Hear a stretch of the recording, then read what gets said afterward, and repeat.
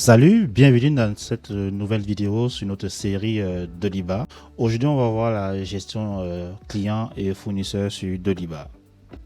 Dans la vidéo précédente, qui était l'épisode 4, nous avons vu les premiers réglages essentiels, les réglages qui sont essentiels juste après l'installation de votre instance Doliba.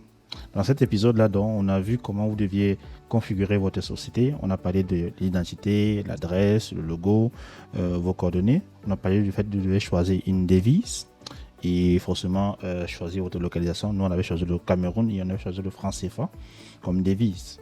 Et puis, vous devez choisir les modules essentiels à votre activité. Et nous avons vu que on ne choisissait pas ces modules au hasard. On choisissait les modules en fonction de notre domaine d'activité et de notre secteur d'activité et ce dont nous avons besoin. Parce que Doliba est un logiciel modulaire où il y a énormément de modules et c'est en fonction de vos besoins que vous activez ou pas certains modules. Et puis on a parlé de la numérotation propre. On a vu la manière dont vous pouvez modifier le numéro, la façon dont les numéros de vos factures, de vos devis vont être générés. Nous on avait modifié la présentation de base de Doliba en préférant commencer les factures par FAC au lieu de N, au lieu de IN qui est la nomenclature de base de Doliba. Ok.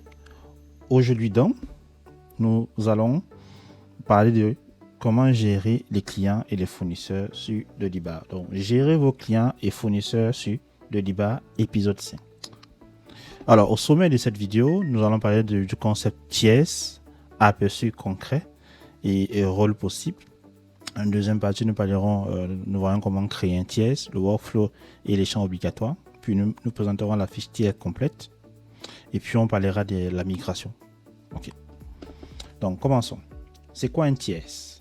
Un TIES, c'est défini comme toute personne ou entreprise avec qui vous faites des affaires. Donc ça peut être un client, ça peut être un fournisseur, ça peut être un prospect. Alors, dans le jargon commercial, marketing et autres, avant d'être client, on commence par être prospect. Et donc dans Doliba, c'est possible que une entité ou un particulier ou une entreprise soit d'abord prospect. Donc vous commencez à la prospecter, elle a ce statut de prospect. Puis lorsque vous allez commencer à faire les affaires, en l'occurrence lorsque vous allez faire une première proposition ou une première facture, elle changera son statut et elle deviendra client. Mais de base, une entreprise ou une personne peut déjà être fournisseur. Et donc un exemple concret, c'est par exemple Legensa, qui est dans le secteur de commerce qui est au Cameroun, qui est à la fois client et fournisseur. Donc, par exemple, nous, dans la vidéo précédente, on avait mis Bati Plus pour nous vendre les formations. Donc là, en ce moment-là, Legensa est un client, mais nous achetons le matériel sur Legend, dont il est fournisseur. Et donc, ce qu'il faut retenir, c'est que un partenaire égale une seule fiche TIES, même s'il a plusieurs rôles. C'est-à-dire que même si Legend est à la fois client et fournisseur, c'est une seule fiche. On ne va pas créer Legend client, une fiche Legend client, puis on crée une autre fiche Legend fournisseur. Non. On crée qu'une seule fiche et Doliba est assez intuitif pour pouvoir organiser les différentes activités ou bien les différents actes qui pourront être posés en fonction de soit ça serait des actes en tant que client ou bien en tant que fournisseur. Donc on comprend très bien que TIES, ça peut être une entreprise, ça peut être un particulier, ça peut être une institutionnelle, ça peut être une ONG, une école ou tout ce qui est administratif. Alors, le rôle possible d'un TIES, comme je l'ai dit, c'est qu'il peut cumuler plusieurs rôles. Comme on l'a dit, il peut être client, fournisseur, prospect. Il peut être client, fournisseur. Donc, il cumule, c'est possible de pouvoir cumuler cela. Et la règle, comme je l'ai dit, c'est que un seul TIES et jamais de doublon. Alors, comment est-ce qu'on crée dans un TIES? C'est une fois que vous avez activé le module TIES, parce qu'il n'est pas activé de base. Le module qui est activé de base lorsque vous installez votre instance, c'est le module utilisateur. Parce que ça va de soi, vous avez besoin d'être un utilisateur. Par contre, le module TIES, il faut l'activer. Donc, une fois que vous l'avez activé, vous allez sur le module menu TIES, vous choisissez un nouveau TIES, vous sélectionnez le rôle, soit il est prospect, soit il est client, soit il est fournisseur. Vous renseignez les informations, email, adresse, téléphone, numéro d'identifiant unique. Vous définissez les conditions de paiement et la catégorie. Ok. Maintenant, parmi les champs qui sont à renseigner, il y a les champs qui sont impérativement obligatoires. C'est par exemple le champ du nom du TIES, le type de TIES, le pays. Les autres sont accessoires, ne sont pas obligatoires. Donc, mais ces trois-là sont obligatoires. Maintenant, la fiche tiers en détail, c'est quoi? C'est que on va retrouver les coordonnées, nom, adresse, contact, identifiant unique. On va trouver le contact. Vous pouvez mettre plusieurs contacts, DG, DAF, comptable, responsable d'achat. Vous pouvez avoir l'historique commercial, c'est-à-dire que tous les actes que vous aurez posés, devis, commandes, factures et compagnie et autres, vous allez pouvoir avoir ça sur la fiche détaillée client. Solde en temps réel, ce que le client vous doit, c'est-à-dire que si vous avez de l'argent que vous devez au client, bien, vous pourrez le voir. Et les documents attachés, c'est-à-dire que tout ce qui a été fait comme contrat, devis, facture, commande, etc. Et les notes privées que vous pouvez voir, ça, ce sont les notes en interne. Donc, si vous avez des petits mots que vous voulez passer peut-être à un responsable d'achat ou chargé commercial, je ne sais pas trop quoi, mais ça sera les notes qui ne seront pas visibles sur la fiche client, mais elles ne seront pas visibles sur la facture ou sur le devis, mais elles seront visibles en arrière-plan pour vos observations internes. Alors, dans l'historique commercial complet, donc on dirait, vous allez voir tous les échanges, comme je l'ai dit, et les devis, et celles qui ont été, par exemple, vous pouvez avoir 12 devis qui est émis, vous avez 8 qui étaient acceptés, vous avez 3 qui sont en attente, vous avez une refusée, donc vous allez avoir tout l'historique. Vous pouvez aussi avoir le solde réel, c'est-à-dire que quel est le paiement qui sont en attente, quels sont les paiements qui ont été perçus. Donc c'est vraiment une fiche assez complète qui vous permet de voir la situation de soit votre client, soit votre fournisseur. Donc, les contrats multiples sont possibles sur un tiers. Donc, vous pourriez mettre par exemple un cas réel, peut-être vous avez l'Alliance française, et puis vous avez plusieurs interlocuteurs. Vous avez le directeur, vous avez le directeur financier, vous avez le comptable, vous avez le responsable d'achat, vous avez le chargé de programme, l'assistant. Vous pouvez mettre toutes ces informations-là sur la fiche, la partie contact qui est rattachée à ce tiers. Pourquoi c'est important? Parce que en fonction du type de document, vous pouvez vouloir l'envoyer au directeur, au comptable ou au responsable d'achat. Donc c'est pour cette raison que dans Doliba c'est déjà intégré ainsi. La prochaine étape, c'est l'import de votre base Excel. Alors c'est très intéressant avec Doliba. Doliba a pensé à des utilisateurs d'Excel qui utilisent Excel depuis de nombreuses années. Mais il est possible que vous puissiez exporter vos documents, votre base de données, votre base de fournisseurs, votre base client, et que lorsque vous allez migrer sur Doliba, que vous ne recommencez pas à zéro, ou bien que vous ne soyez pas obligé de taper tout à la main. Donc, on va vous montrer un peu près comment est-ce qu'on peut le faire. Voilà, c'est cette petite présentation sommaire d'abord pour vous montrer à peu près comment est-ce que vous pouvez gérer vos clients et vos fournisseurs. Maintenant, nous allons passer sur l'instance de Doliba et nous allons essayer de travailler en installant et en configurant notre Doliba. Alors, la semaine passée, je pense que l'instance que nous avons utilisée s'appelait Dolipa,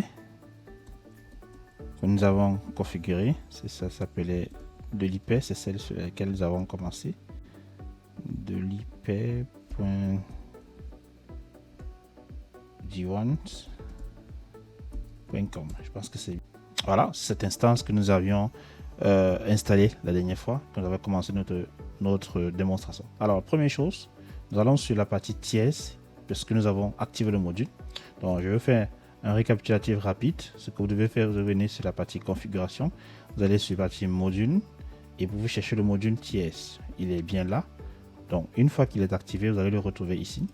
Donc, vous cliquez sur l'onglet tiers et vous avez la possibilité de voir prospect, client, fournisseur. Et donc, vous avez la possibilité de créer un nouveau client, un nouveau tiers. Donc, vous cliquez sur nouveau tiers et là, vous allez voir les différentes catégorisations que je vous ai parlé: prospect, client, fournisseur. Donc, par exemple, je vais peut-être mettre Abès comme étant je laisse comme ceci. Je dis qu'il est pour le moment prospect et je peux me dire qu'il peut aussi être fournisseur, donc je le mets là. Je vais mettre par exemple Garois, je dis n'importe quoi, je mets n'importe quoi, ancien touristique,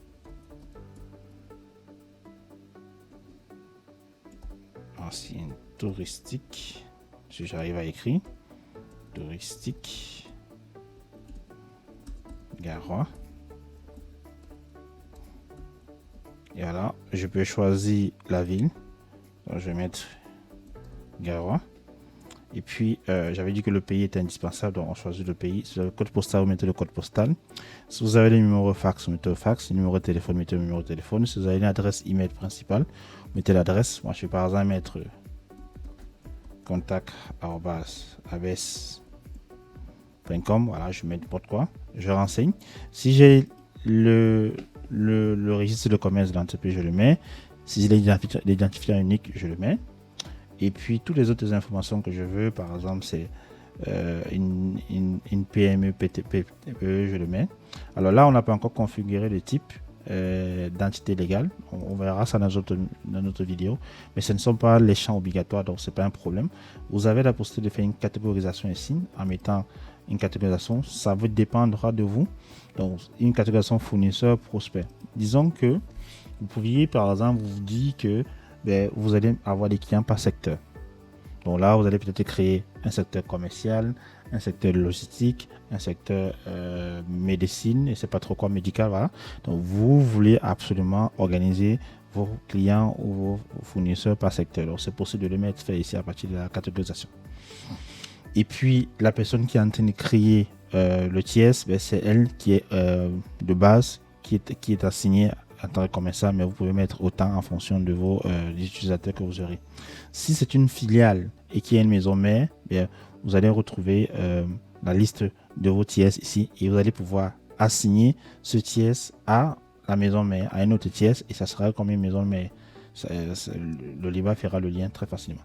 Donc vous cliquez sur créer et là on tombe directement sur la fiche de ABS. Donc ça c'est la fiche. Sur cette fiche, vous allez pouvoir voir tous les éléments que j'ai renseignés au départ et je peux ajouter les autres éléments à volonté si je veux, je peux les modifier et autres. Ou maintenant vous allez avoir la partie contact. C'est la partie contact, c'est ici que vous allez pouvoir ajouter les différents contacts. Supposons que je veux ajouter un contact. Je dis par exemple, je dis n'importe quoi, c'est John Doe. Oh.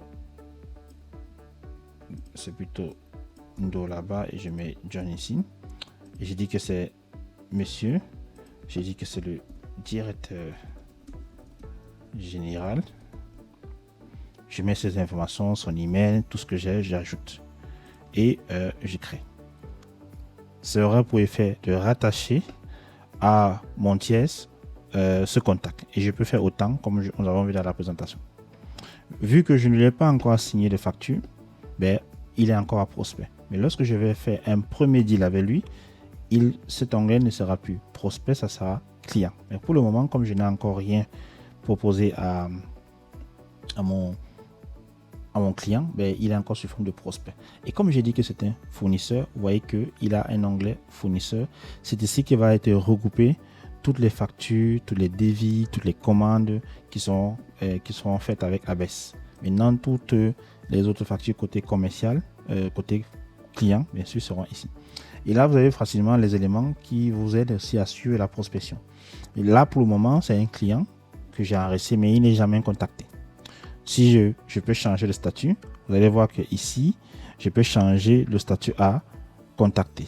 Et puis, je vais changer le statut à contact en cours. Et je peux changer le statut ici à contact réalisé. Donc, ça veut dire que vous pouvez suivre un workflow de prospection avec Doliba. Vous avez entré la fiche. Vous n'avez pas encore contacté le client. Le jour que vous contactez le client, vous cliquez que le client a été contacté, etc., etc., etc. Donc là, ici, vous allez avoir les éléments rapides. Par exemple, vous allez voir ici les propositions commerciales que j'aurais faites à ABS, les commandes de ABS, les fournitures, les factures qui auraient été adressées à ABS et les montants en cours. C'est-à-dire que si j'ai une facture que j'ai émise et que elle n'est pas encore payée, facilement, je pourrais voir cet état ici. Et là en bas, vous avez le bouton rapide qui vous permettra de créer une proposition, une commande, un contrat. Et pour le moment, je ne peux pas faire des factures parce que effectivement, il faudrait d'abord que j'ai fait une première proposition et avant que ces autres onglets ne soient débloqués. Si on va sur la partie fournisseur, c'est pratiquement la même chose. Sauf que là, je peux faire une demande de prix, je peux créer une commande et puis je peux créer une facture à mon client. Il y a d'autres éléments comme les fichiers joints. C'est ici que vous allez retrouver tous les fichiers, tous les documents que vous aurez établi avec ce TS là. Et puis aussi, vous avez l'onglet projet. Quand on va aller sur le module projet, on va y revenir. Vous allez voir tous les projets que vous allez réaliser avec ce TS vont être recoupés ici. Et puis vous avez le mode des règlements qui est ici. Dans le mode des règlements, ben c'est pareil. Vous pourrez ajouter les comptes bancaires de ce TS de telle sorte que facilement, à partir de Doliba, vous pourrez émettre un ordre de virement. Vous pouvez suivre tout le processus de paiement en entrant les informations bancaires lorsque vous allez aller sur la partie mode de paiement. Et vous avez la partie notes qui vous permet ici de mettre certaines notes publiques, certaines notes privées. Et les événements d'agenda. Ben, les événements d'agenda, c'est généralement toutes les actions que vous aurez effectuées. Comme par exemple là, j'ai cette action-ci que j'ai fait, j'ai créé le TS. Puis, j'ai mis un contact, j'ai créé un contact que j'ai associé à ce TS-là. D'accord. On va revenir sur notre présentation. Maintenant que on a vu comment est-ce qu'on crée facilement un TS, supposons que vous avez votre adresse, vous avez votre base de données des clients et des fournisseurs avec qui vous travaillez, ben, vous n'allez pas venir sur Doliba faire la manipulation que j'ai faite là. Vous n'allez pas recommencer à zéro. Prospect après prospect, client après client, fournisseur après fournisseur. Non, ça sera fastidieux. Doliba a tout prévu et c'est ce que nous allons voir dans la suite. Donc, dans la suite, vous avez la possibilité. Alors, où est-ce que j'en étais avec ma présentation? Voilà, j'étais ici plutôt au niveau de import de votre base Excel. Donc, vous pouvez migrer votre base des clients existants sans ressaisir manuellement, c'est ce que j'ai dit au départ. Donc, vous aurez besoin à ce moment-là d'un autre module qui est un module import.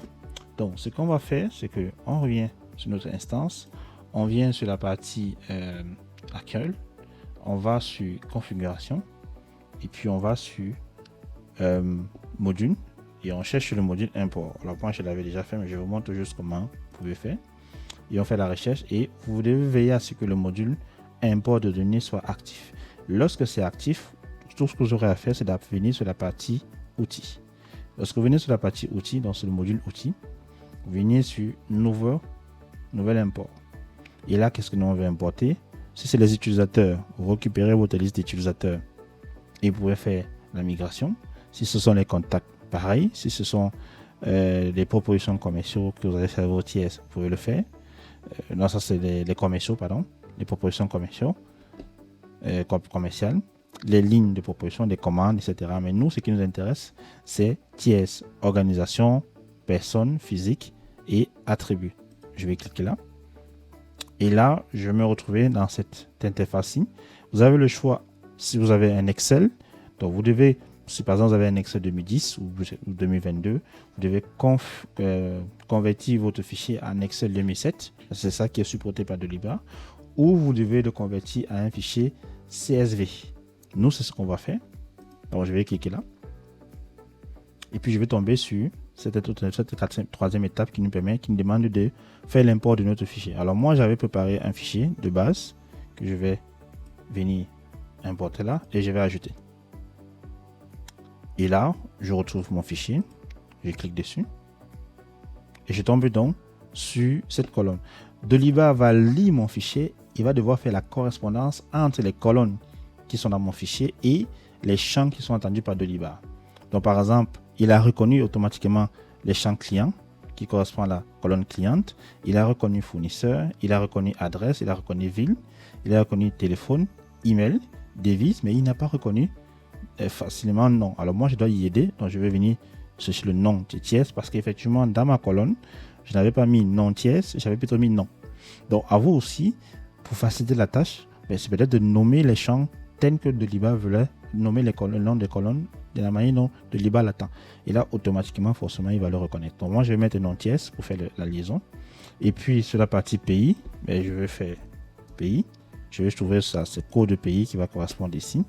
Le numéro d'identifiant unique, on avait vu que c'était l'identifiant professionnel, mais c'est le numéro 2 ici. C'est ça qui est l'identifiant unique. Et le numéro 1, c'est le registre de commerce. Donc, je vais venir ici, je vais choisir le numéro 1 comme registre de commerce. Et c'est des notes privées. J'avais des notes privées. Donc, je vais juste faire une recherche notes. Et puis, je vais choisir notes privées. Dès que j'ai fait ça, je passe sur la partie suivante. Et là, Deliba va me faire un récapitulatif des différents champs et des liaisons que j'ai faites en rapport avec les différents champs, les colonnes qui étaient dans mon fichier d'export et avec les différents champs natifs de Deliba dont il attend. Je dis, je lance la simulation d'import. On attend quelques minutes et là, il me dit quoi? Qu'il a trouvé, il a fait 19 insertions. Et là, qu'est-ce qu'on va faire? Lorsqu'on va arriver sur la partie TS, et nous allons voir que nous avons nos différents clients. On verra qu'effectivement, j'ai maintenant les données. Donc là, je vais venir par exemple sur la partie liste et je vais avoir tous mes TS. ABS, c'est celui que j'ai créé et le reste, c'est ce que j'ai importé.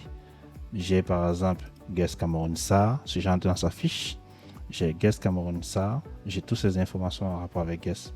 S'il y a certaines informations qui n'ont pas été enregistrées, elles ne sont pas prises en compte, je pourrais facilement les modifier.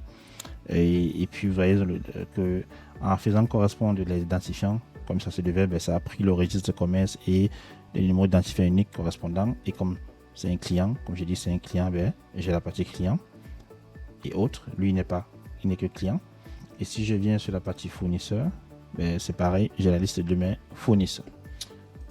Ok, donc si on doit faire un récapitulatif, comment est-ce que vous pouvez gérer vos clients et vos fournisseurs? La première chose, c'est on a compris ce que c'est que le concept de client, fournisseur, prospect et que nous avons vu que c'est plusieurs catégorisations, mais c'est une seule fiche TS. Donc, une entité peut être à la fois client et fournisseur, mais on va faire une seule entrée, on ne va pas faire plusieurs. Et puis, on peut avoir une fiche complète à laquelle on va avoir l'historique, le solde en temps réel, les différentes factures, devis, commandes que nous avons émises à notre client ou bien que le fournisseur nous a émises. On pourra tout avoir et on pourra mettre les contacts multiples. Et on a aussi vu que si on veut quitter par exemple de Excel à Deliba, c'est facile. Grâce au module import, on pourra importer tous nos données clients, tous nos données fournisseurs et toutes les autres données en rapport avec notre activité précédente avant notre migration sur Deliba. Dans la prochaine vidéo, nous allons voir comment créer un devis et comment créer une facture. Donc, au programme prochain, c'est créer un devis professionnel en moins de 3 minutes. On va voir comment personnaliser le PDF avec votre logo, avec votre charte et autres. On va voir comment transformer un devis en facture en un clic et comment est-ce qu'on pourra envoyer un email directement à partir de Deliba. Donc, je vous remercie pour votre attention et je vous dis à la prochaine vidéo. Ciao, ciao.